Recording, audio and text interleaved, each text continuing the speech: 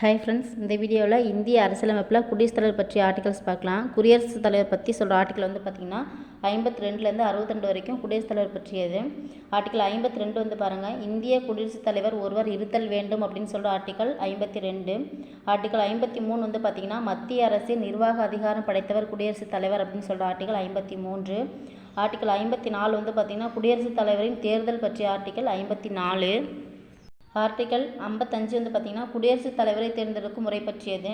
Article 56 குடியரசுத் தலைவரின் பதவிக்காலம். ஆர்டிக்கல் 57 குடியரசுத் தலைவரின் மறுதேர்தலுக்கான தகுதிகள். ஆர்டிக்கல் 58 குடியரசுத் தலைவர் பதவிக்கான தகுதிகள். ஆர்டிக்கல் 59 குடியரசுத் தலைவர் அலுவலகத்தின் நிபந்தனைகள் மற்றும் வரையறைகள். ஆர்டிக்கல் 60 குடியரசுத் தலைவரின் பதவியேற்பு உறுதிமொழி.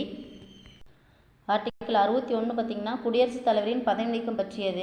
ஆர்டிக்கல் 62 குடியரசுத் தலைவரின் காலியான பதவியிடத்தை நிற்பதற்கான தேர்தலுக்குரிய கால அளவு.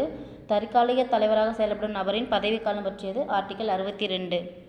ஓகே ஃப்ரெண்ட்ஸ், அடுத்த வீடியோவில் துணை குடியரசுத் தலைவருக்கான ஆர்டிகல்ஸ் பார்க்கலாம். Thank you friends.